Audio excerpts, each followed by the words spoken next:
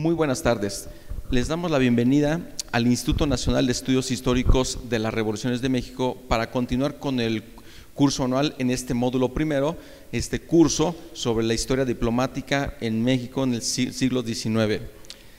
El día de hoy tenemos al doctor José Gámez Torruco, quien nos va a hablar sobre la definición de la cuestión internacional en la Constitución de 1824. Aunque muchos de ustedes ya lo conocen, de todos modos haré la respectiva presentación con su semblanza curricular. Es licenciado en Derecho por la UNAM, realizó estudios de Derecho Constitucional y Ciencia Política en la Universidad de París, es maestro en Derecho Comparado por la Facultad Internacional de Estrasburgo, es académico y conferencista a nivel nacional e internacional e investigador del Instituto de Investigaciones Jurídicas de la UNAM. Ha sido embajador de México en Australia y Nueva Zelanda, secretario técnico del Gabinete de la Presidencia de la República, director general del Banco Nacional de Crédito Rural, del Instituto Mexicano del Café y fue director fundador del Museo de las Constituciones de la UNAM. El año pasado, este instituto le entregó el premio José C. Valadez a la trayectoria en el rescate de memorias y testimonios.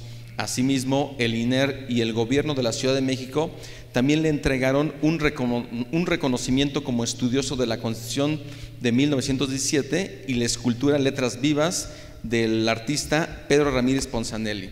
Queremos destacar entre las publicaciones de su autoría El Federalismo Mexicano, Regímenes Parlamentarios de Gobierno y Derecho Constitucional Mexicano. En el marco del centenario de la Constitución de 1917, publicó en la colección Biblioteca Constitucional de este instituto los grandes debates en el Congreso Constituyente de Querétaro, de la serie México en la Constitución de 1917, y en el libro México en 1917, entorno jurídico, político, cultural y económico, escribió lo relativo al entorno jurídico, así como distintos trabajos que ha escrito en el ámbito de la historia constitucional.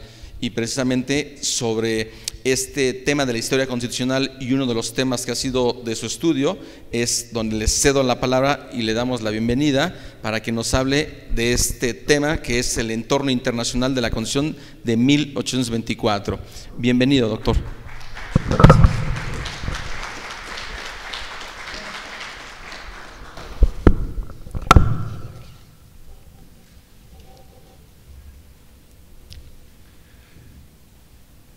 Si tomamos a la Constitución de 1824 como un límite, tenemos una temática.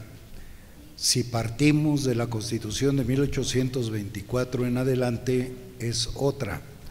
Yo me voy a referir a la primera, que es lo que me toca, porque creo que hay allí una serie de elementos muy importantes para entender lo que después ocurre durante la vigencia de la Constitución y desde luego pues hacia la Constitución de 1836, que es la segunda Constitución, que es, como ustedes ya lo saben, una Constitución centralista que en realidad significa la abolición del Estado federal que construyó la Constitución de 1824.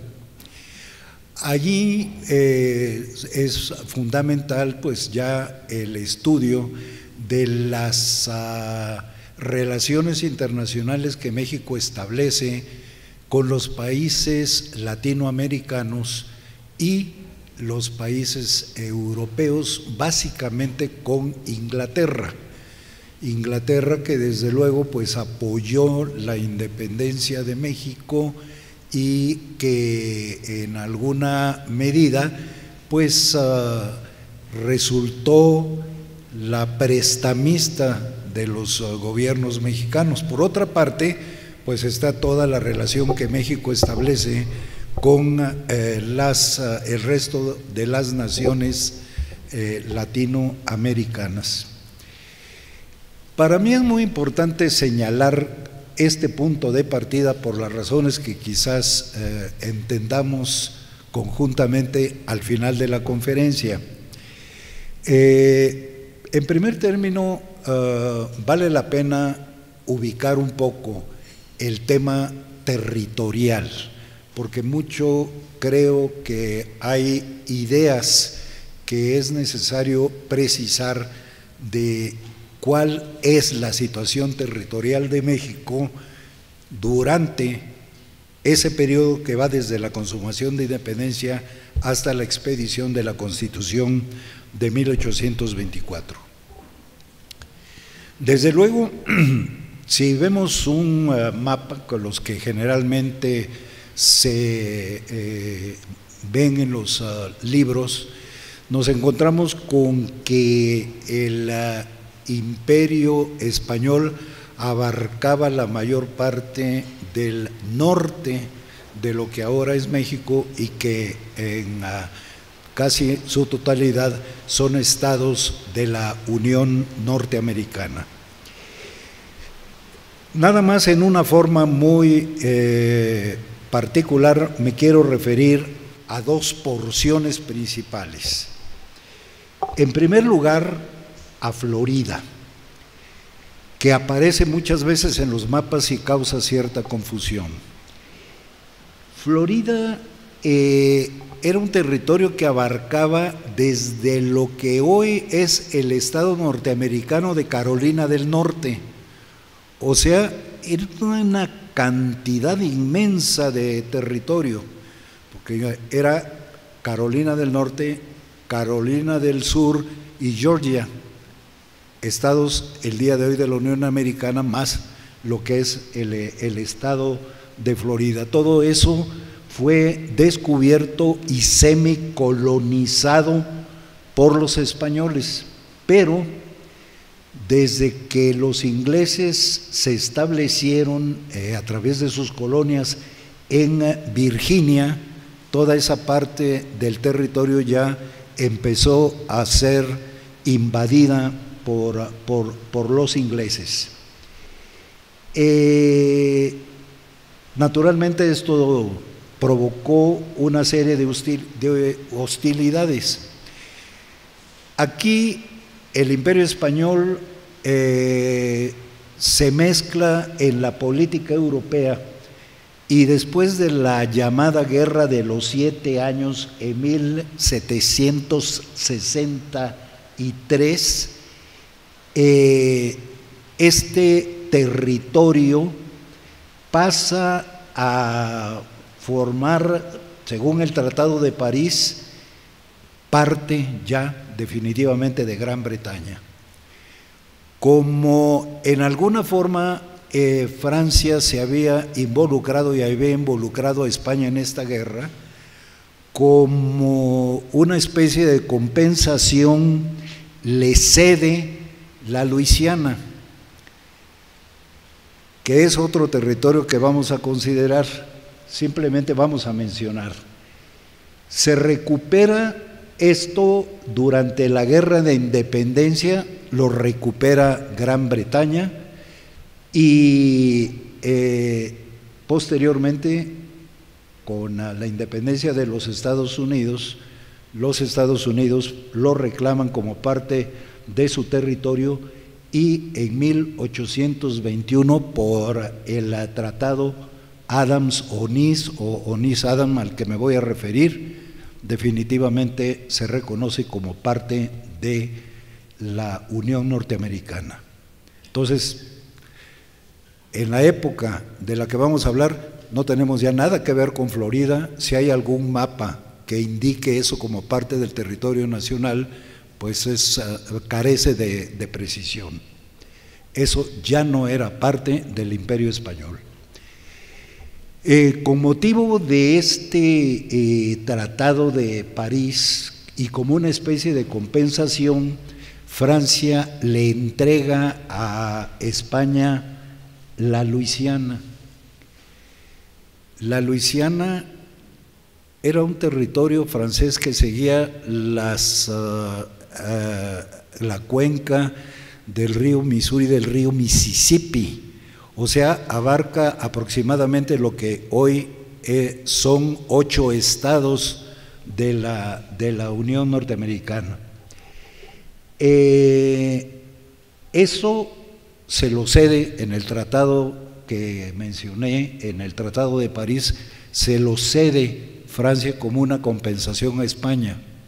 Se libra también Francia de algunos problemas con Inglaterra, pero en 1800, ya en el Tratado de San Ildefonso, Napoleón Bonaparte lo reclama y nuevamente lo hace parte de Francia, posesión francesa, y es entonces cuando se lo vende a Estados Unidos de América, hasta donde yo he investigado, 15 millones de dólares.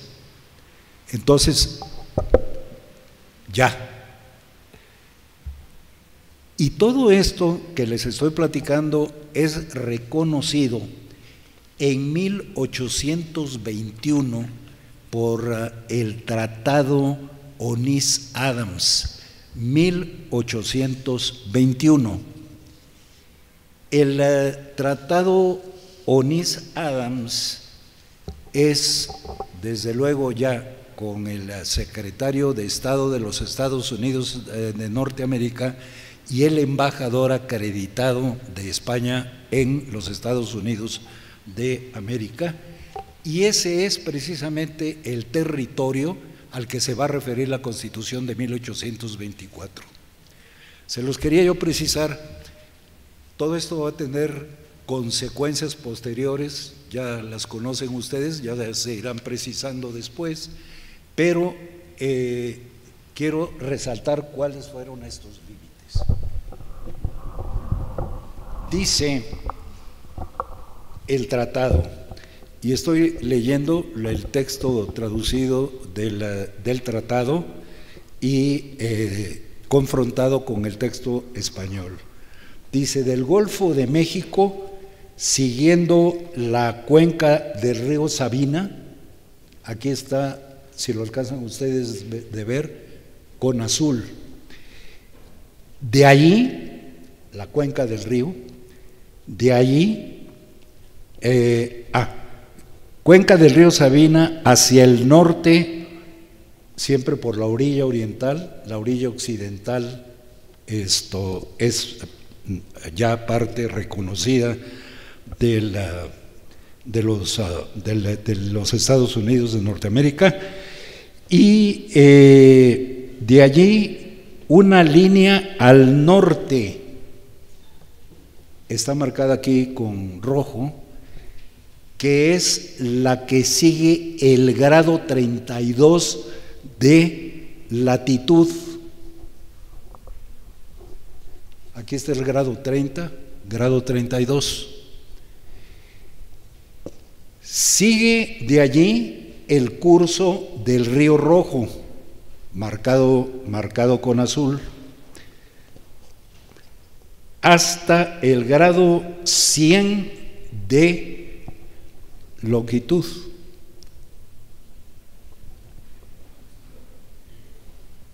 Creo que se apagó.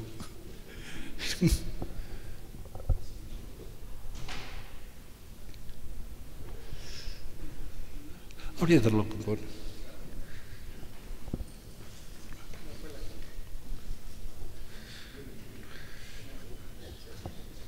Ok, entonces, hasta, y se señala, hasta el grado 100 ahora de latitud, hasta, siguiendo el curso del río Arkansas, y desde el grado 100 del río de latitud, una línea hacia el norte hasta alcanzar el paralelo 42. Aquí tenemos el paralelo 42, y de allí hacia el Océano Pacífico.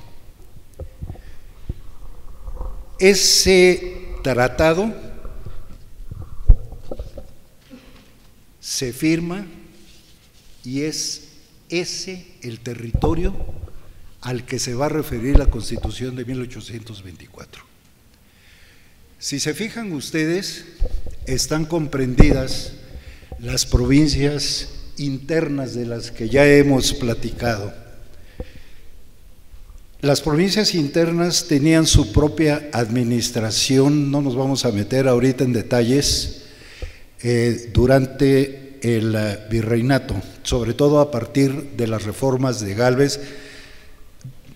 Es bastante problemático explicarlo porque se mezcla el régimen de intendencias con el régimen administrativo, pero el hecho es que las provincias estaban reconocidas. Desde luego estaba Nueva Santander, Tamaulipas, Nuevo León, Coahuila y Texas como provincias internas, y como esas de Oriente y de Occidente estaban reconocidos Sinaloa, Sonora, Nuevo México y Chihuahua. Es decir, esas son las divisiones de las famosas provincias internas, de Oriente unas, de Occidente otras. Toda la Nueva y la Vieja California, todos esos eran territorios que tenían una administración aparte. Y después estaban las que fueron primero provincias, después intendencias, etcétera, que son el resto del territorio nacional. Lo que resulta verdaderamente admirable, y poco lo reflexionamos, es que hubo pocos conflictos entre los límites. Sí hubo conflictos señalados, pero fueron muy pocos en relación a las delimitaciones de las provincias entre sí. Hablamos de provincias todavía porque estamos hablando de la época colonial y del momento en que México adquiere su independencia. Ese es el territorio nacional, pues, que reconoce la Constitución de 1824.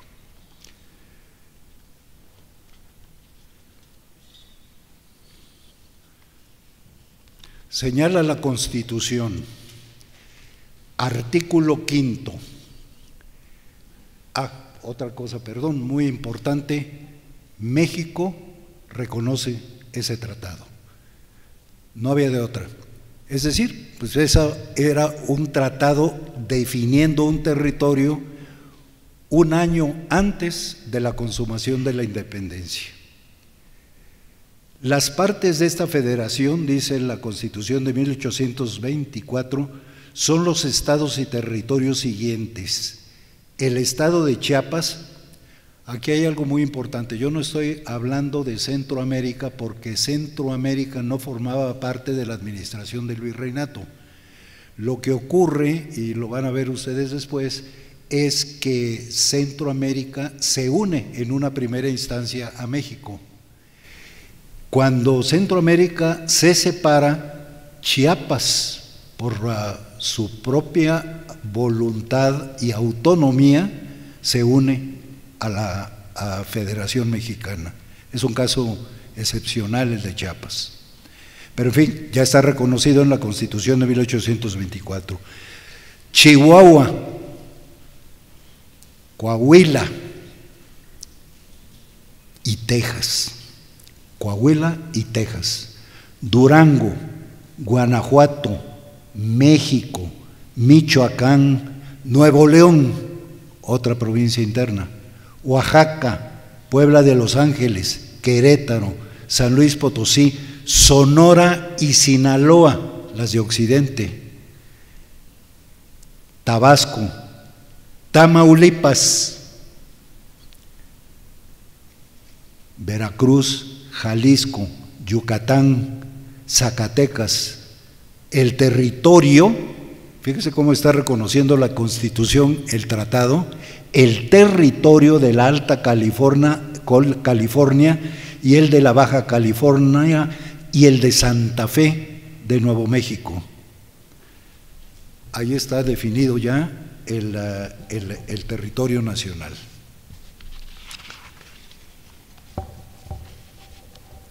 Si vemos un poquito las fechas, el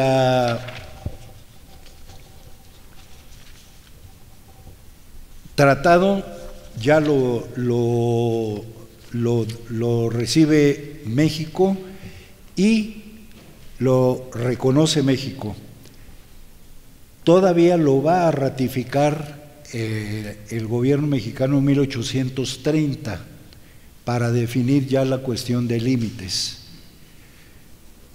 Muchos se va a presentar este problema de los límites cuando va a ocurrir la independencia de Texas, que las tropas norteamericanas estaban del otro lado del río Sabina, esperando que tuvieran la necesidad de intervenir, y de ahí la famosa captura del general Santana, que ya fue en territorio mexicano, porque todavía era territorio mexicano Texas. Pero en fin, el Plan de Iguala se firma el 21 de febrero de 1821, el Tratado de Córdoba el 24 de agosto, la instalación de la Junta Provisional Gubernativa el 24 de septiembre de 1821, la convocatoria del Congreso Constituyente, todo esto de acuerdo con el Plan de Iguala y los tratados de Córdoba, o el Tratado de Córdoba, porque no es más que uno, el 10 de noviembre de 1821, y se instala el Congreso Constituyente el 24 de febrero de 1822.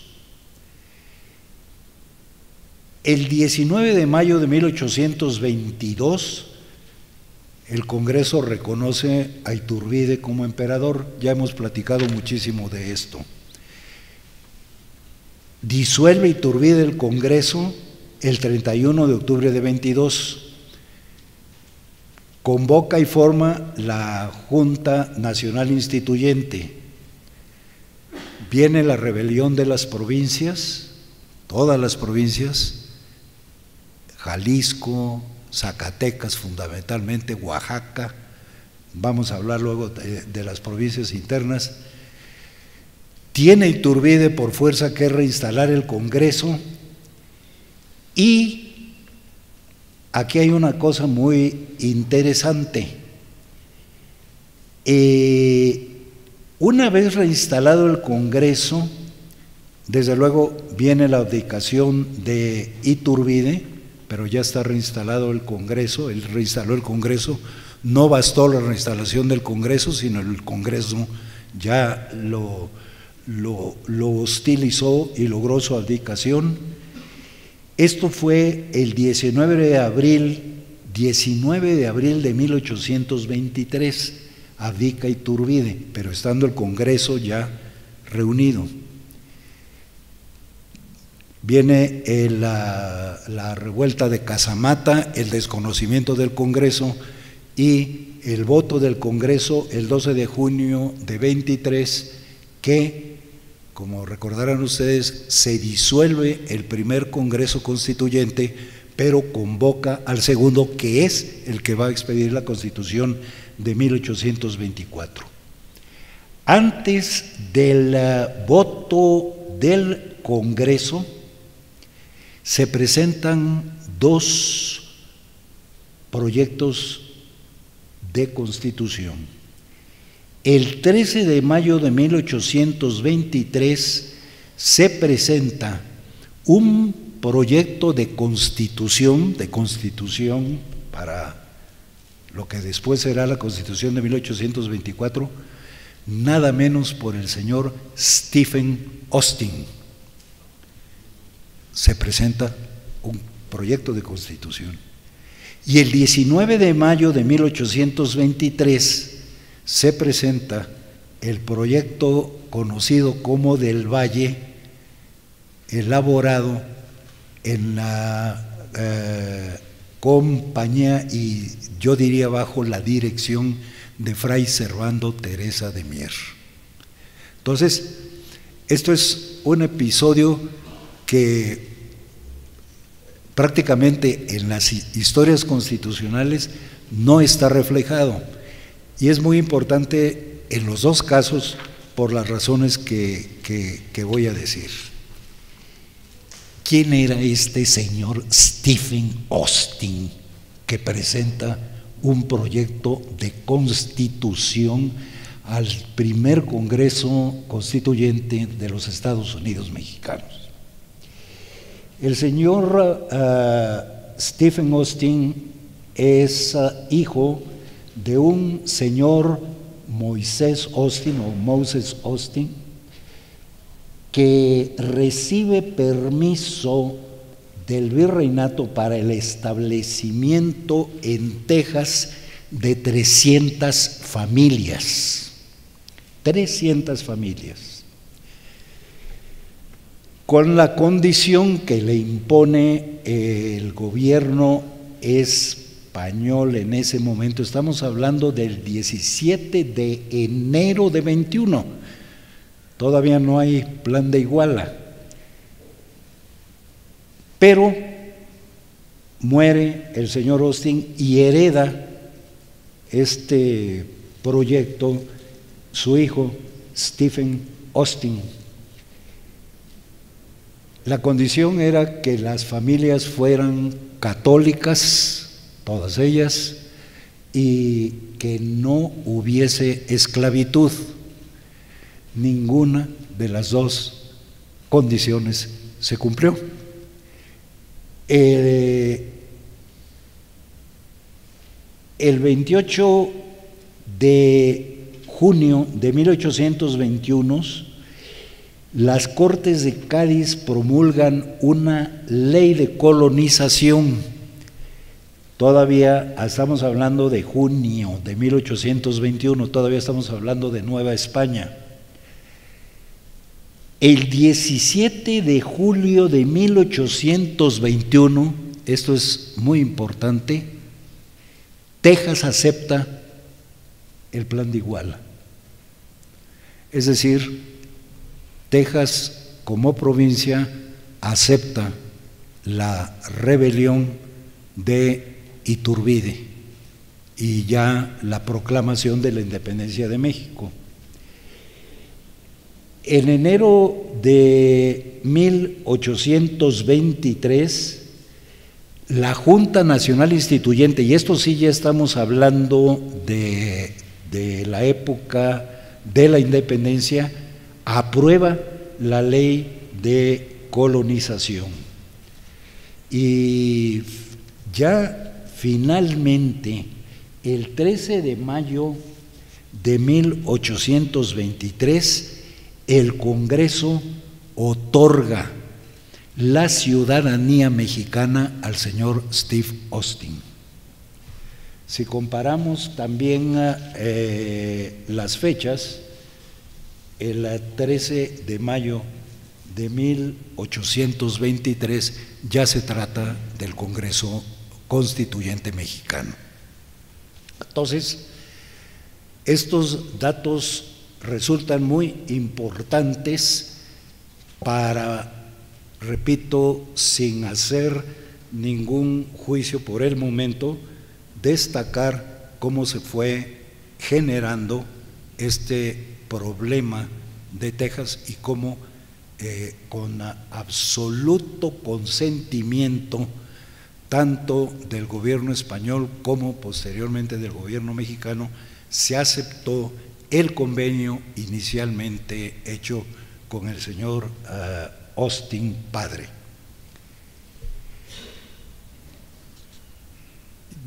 Me permití leer con atención el proyecto que presenta el señor Austin.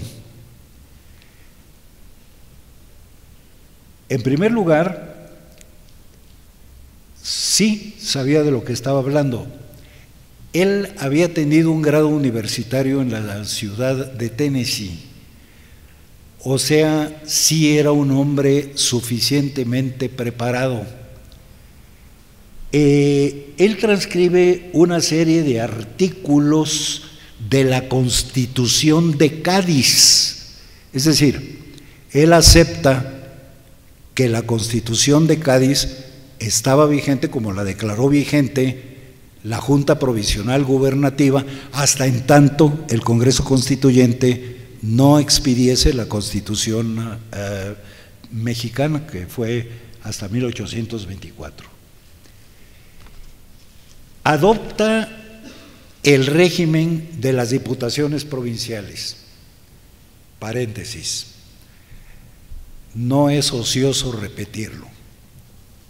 En el constituyente de Cádiz, lo hemos platicado mucho, pero quizás a alguien le interese o no tenga claro este conocimiento.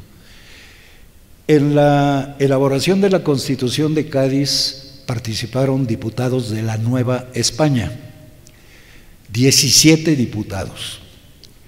Uno de ellos fue don Miguel Ramos Arizpe, representante de las provincias internas de Oriente. Bueno, el señor Ramos Arizpe propone en el constituyente de Cádiz que en cada una de las provincias del imperio hubiese una diputación provincial, o sea, un cuerpo con funciones, él planteaba, legislativas y administrativas. Esto no estaba considerado por los constituyentes de Cádiz, de ninguna manera. Se discute y finalmente se acepta. Entonces, entra en vigor la Constitución de Cádiz en la Nueva España, la acepta el virrey Calleja, hay un decreto. Creo que algunas personas no estuvieron presentes cuando hablé de esto, pero la Plaza de México, denominada Plaza de la Constitución, adquiere ese nombre por un decreto virreinal que conmemora la Constitución de Cádiz. Hay una placa por allí perdida que se refiere a este hecho, que es un hecho totalmente natural, es decir, la Constitución de Cádiz estaba vigente y estuvo vigente hasta que entra en vigor la Constitución de 1824, a la que nos referiremos después. El proyecto de Austin, pues, transcribe artículos de la Constitución de Cádiz. Ya hay diputaciones provinciales, ya está definido el territorio nacional. En cada una de las provincias se establece una diputación provincial, eso en todo el Imperio Español, pero nos interesa México.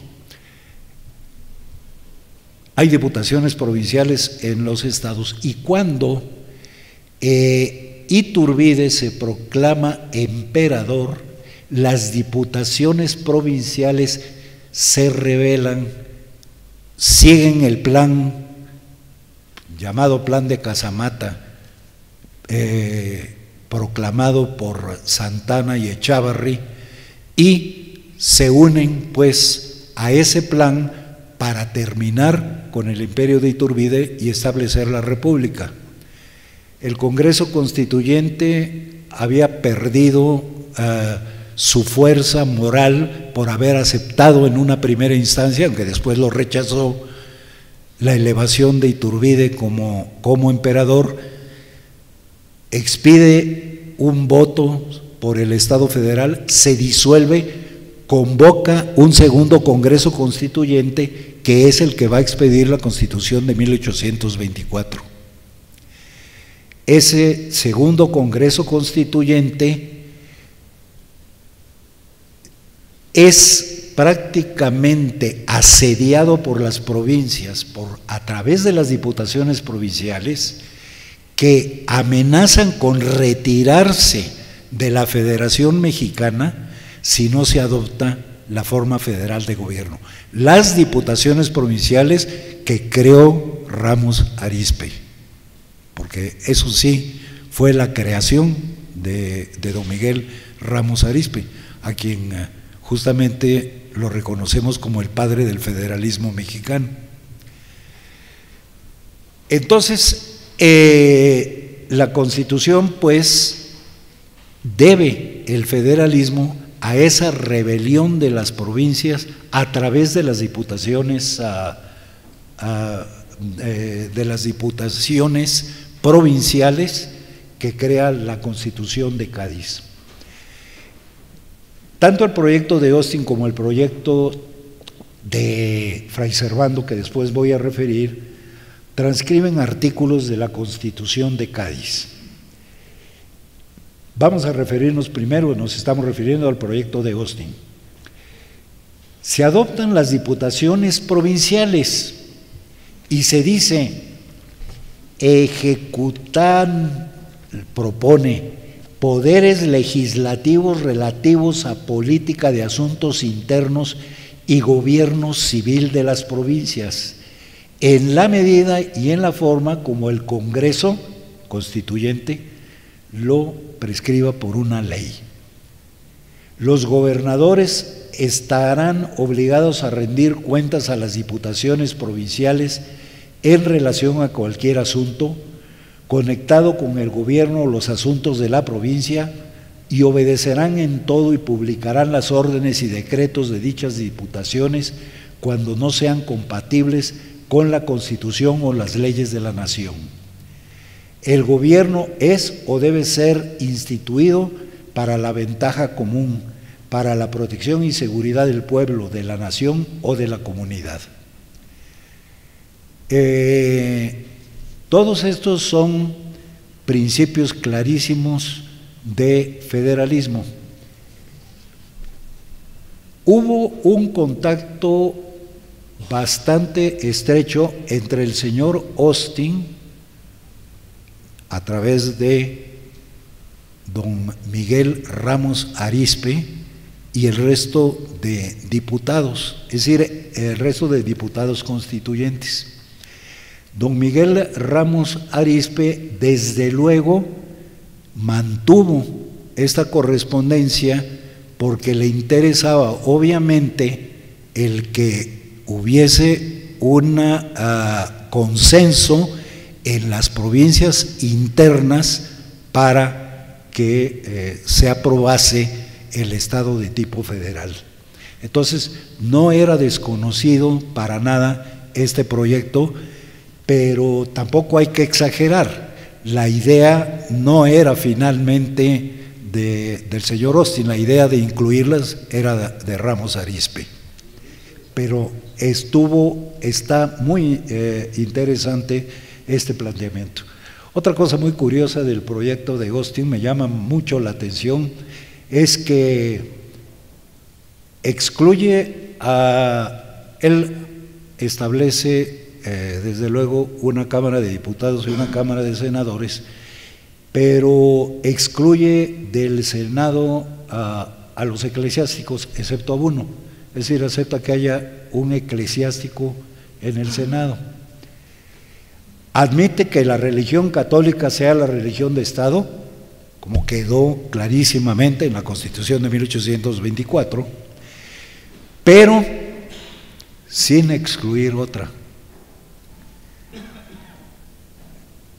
Así dice, facultad del presidente para proveer obispados y para autorizar las bulas y decretos conciliares. Esto ya suena totalmente a protestantismo, es decir, la Constitución de 24 finalmente reconoció las bulas, reconoció toda la autoridad papal. El señor Austin ya no quería nada que ver con el Papa y lo sujetaba las bulas a la autoridad civil.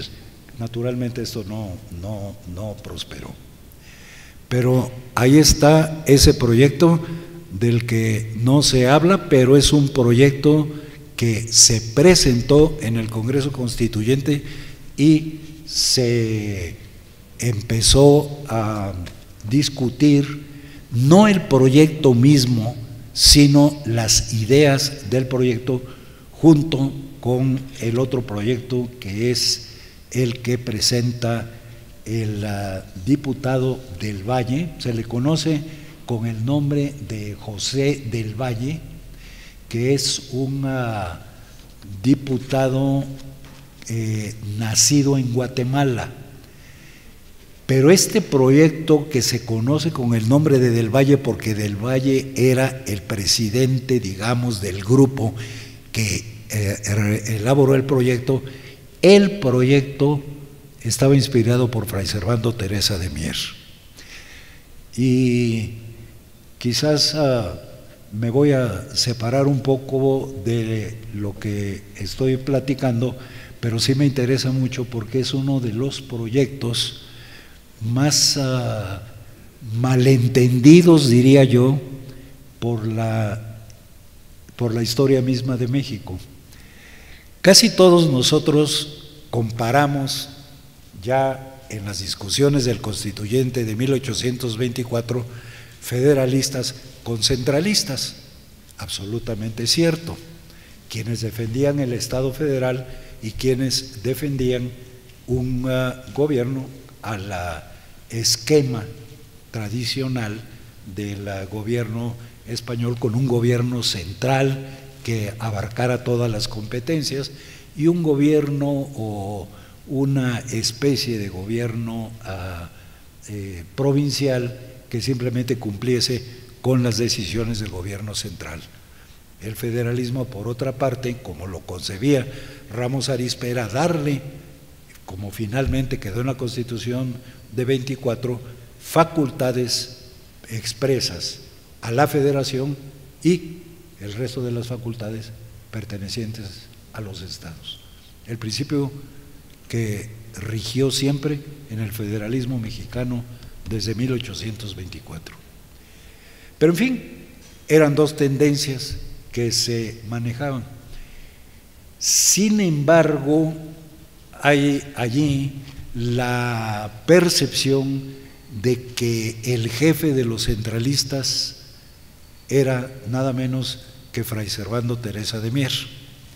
Y eso es lo que quisiera yo puntualizar y dejarles a ustedes la inquietud, porque Fray Servando Teresa de Mier, y a mí siempre me llamó muchísimo la atención, en su discurso, el discurso donde, bueno, era un hombre de un gran temperamento, por otra parte un tipo verdaderamente admirable, un tipo seductor, realmente es un personaje extraordinario Fray Servando, pero Fray Servando dice algo que me llamó muchísimo la atención: yo soy federalista, pero no con el federalismo que tratan de tener en la Constitución, bla, bla, bla.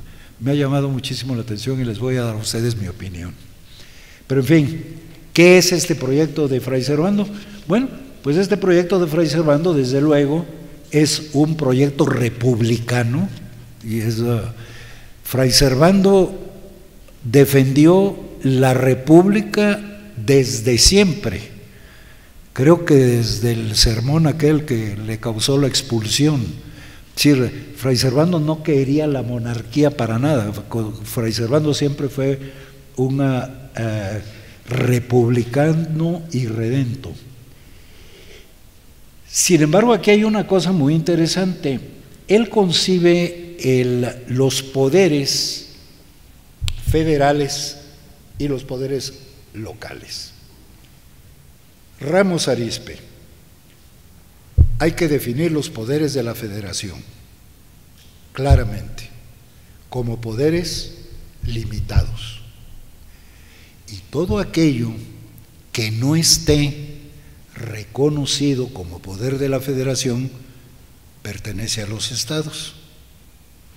Ese es el principio que está en la Constitución nuestra, independientemente de que luego me van a decir que por qué no se aplica, ya lo sé, pero eso es lo que está en la Constitución nuestra y así debe operar el federalismo. No había en esa época más federalismo que el de los Estados Unidos de América. No existía ningún precedente de ninguna parte. Había arreglos, confederaciones, pero no una regla de este tipo. Y aquí es donde Fray Servando nos dice que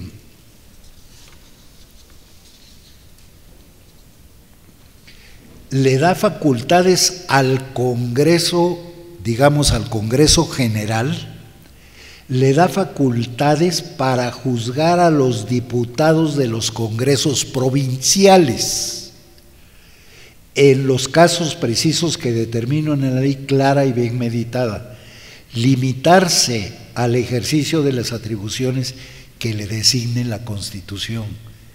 Es decir, él supedita los poderes estatales, los poderes de las entidades federativas, a los poderes federales. Y esa es la diferencia. Ahorita vamos.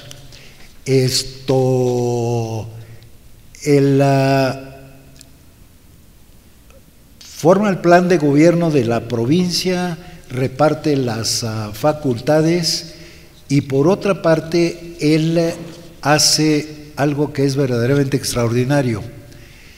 Fray Servando propone que el Senado de la República juzgue todas las reclamaciones que pueda haber sobre el incumplimiento de la Constitución. O sea, la jurisdicción constitucional que aparece en México hasta 1836 con las leyes orgánicas de 36, donde se crea el Supremo Poder Conservador, que resultó un fiasco. Después hasta 1847 y recientemente hasta las reformas que se hicieron a la Constitución vigente, aceptando el papel de la Suprema Corte de Justicia como guardián de la Constitución a través del juicio de amparo que apareció desde 47.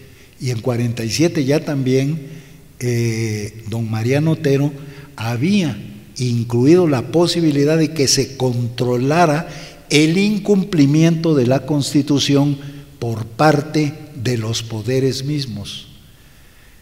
El juicio de amparo lo hizo, pero siempre y cuando hubiese una violación de un derecho individual,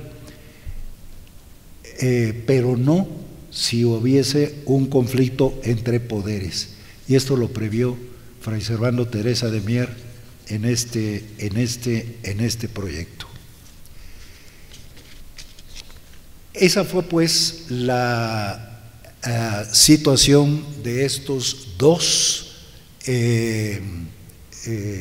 proyectos de constitución. Se presenta un tercer proyecto, pero ya al segundo Congreso Constituyente. Y este tercer proyecto va a definir muy claramente todo este problema de lo que es el Estado federal. Es el de don Prisciliano Sánchez, que fue en el primer Congreso Constituyente diputado por Jalisco y que después, cuando entra en vigor la Constitución de 1824, logra la gubernatura del Estado de Jalisco, un eminente jalisciense. Este tercer proyecto, ¿qué es lo que hace? Define clarísimamente este sistema. Lo que es de la federación debe de quedar claramente establecido, y lo que no está en la Constitución expresamente concedido a la federación pertenece a los estados. Y así es como se elabora la Constitución de 1824. La Constitución de 1824 naturalmente acepta el principio. El proyecto de don Prisciliano Sánchez esclareció a los diputados exactamente lo que era una federación. Claro, indudablemente que era el sistema de la Constitución de los Estados Unidos de América. Pero es que no había otra federación en el mundo, y era la única garantía que podía haber de que hubiese un gobierno central, pero que coexistiera lo que las mismas diputaciones provinciales pidieron y amenazaron con retirarse si no se les reconocía una amplitud de facultades propias que en ese México de ese momento pues eran indispensables. Calculen ustedes lo que era, y el ejemplo que yo les pongo, pues a propósito de Fray Servando, porque lo utilizó Fray Servando. Si tomamos un automóvil y nos vamos por las carreteras de 2 carriles de ida y 2 de regreso el día de hoy, tratamos de llegar a Saltillo, nos lleva unas 10 horitas. Calculen ustedes lo que era para los contemporáneos de Ramos Arizpe tener que venir a arreglar un asunto a la Ciudad de México, como era necesario en la época. ¿Qué era lo que ocurría? Pues lo que ocurría era que los subalternos resolvían los asuntos, y yo creo que ahí está mucho el origen de la corrupción, porque había abusos de todo tipo en función de la lejanía, y lo decía claramente y lo dijo en el constituyente de Cádiz Ramos Arizpe. Entonces, ese fue el panorama. ¿Qué fue lo que quedó de todo esto? Creo que quedó claramente el esquema federal, pero desafortunadamente no encontramos, por una situación que hubo aquí, que se perdieron algunos archivos de los que teníamos aquí guardados, donde hice una comparación entre la estructura de la Constitución de Cádiz y la Constitución de 1824. Muy rápidamente lo voy a hacer. ¿Por qué lo voy a hacer?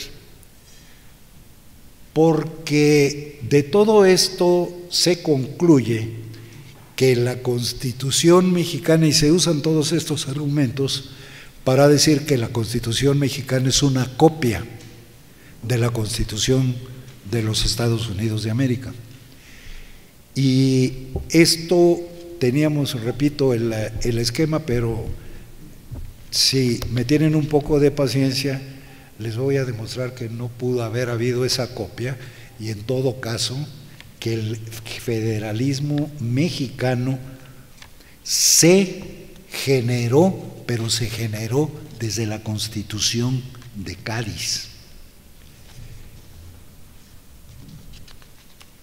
La Constitución de los Estados Unidos de América, y aquí me hicieron el favor de darme una versión.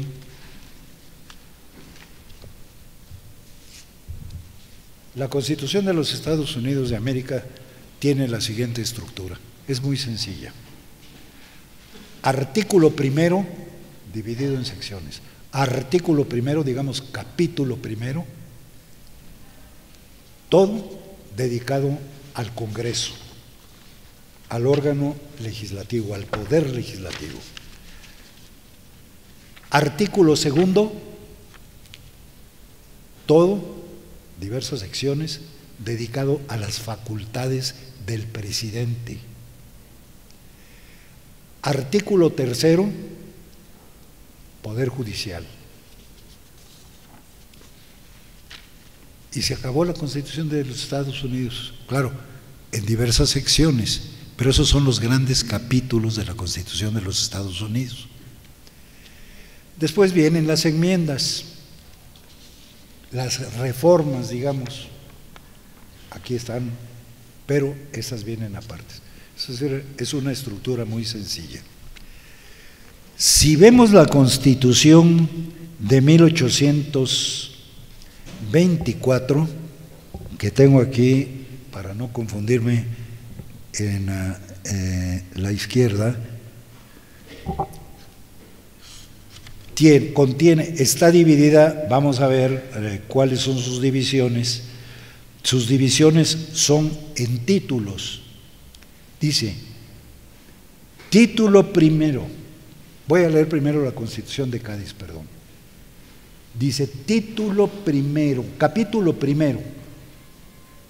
La Constitución mexicana hablará de títulos, correspondiente a los capítulos. Capítulo primero de la Nación Española, Constitución mexicana. Título primero de la Nación Mexicana. Capítulo segundo de las Cortes, del Poder Legislativo, la Constitución mexicana.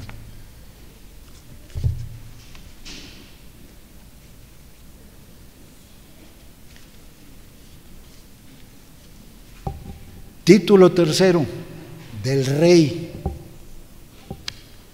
Capítulo tercero del Presidente de la República. Es decir, y podemos ir viendo cómo se corresponden los capítulos a la estructura de la Constitución de Cádiz. No es cierto que la Constitución de 1824 sea una copia de la Constitución de los Estados Unidos. Simplemente en la parte relativa al federalismo sí tomó la estructura de la Constitución de los Estados Unidos de América, pero repito, esto no por otra razón, sino porque no existía en ese momento ninguna experiencia federal en el mundo. ¿Cómo se genera ese federalismo? Ese federalismo se genera mediante discusiones entre los diputados. Había los antecedentes que he mencionado. Considero y estoy totalmente de acuerdo con Reyes Heroles, por lo que hasta la fecha he leído del constituyente mismo y de los debates, que por cierto los tenemos incompletos todavía.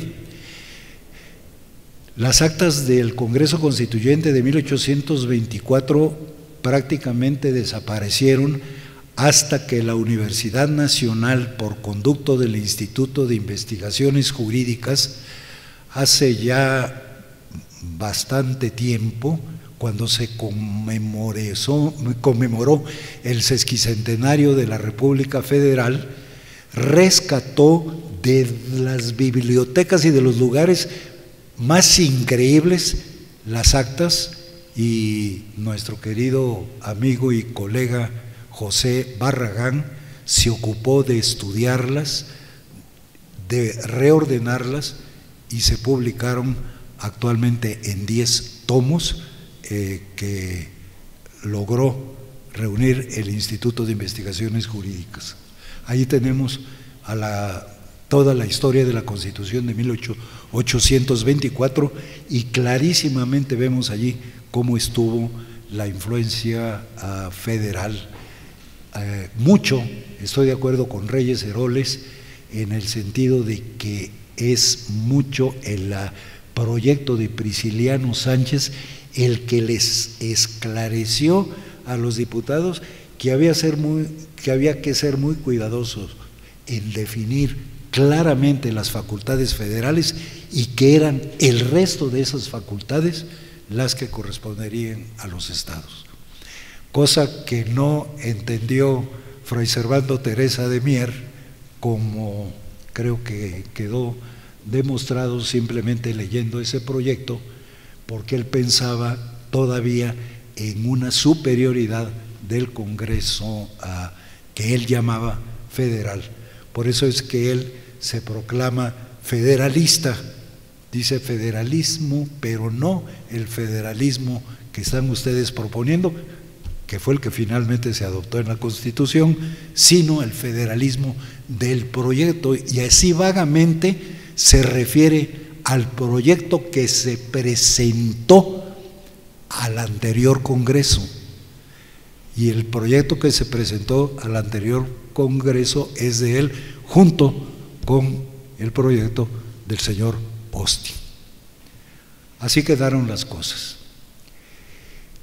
Desafortunadamente siento que los acontecimientos posteriores pues lo que revelan fue un descuido en revisar que el señor Austin verdaderamente cumpliera con el compromiso de que los colonos iban a ser todos católicos, todos manifestaban ser católicos, y obviamente pues no fue así, pero finalmente lo aceptaron así los gobiernos posteriores, y ya sabemos el desenlace doloroso que tuvo toda esta cuestión. Simplemente creo yo que esos son los antecedentes que quedan en la Constitución de 1824. Pues es todo lo que el día de hoy quiero decirles.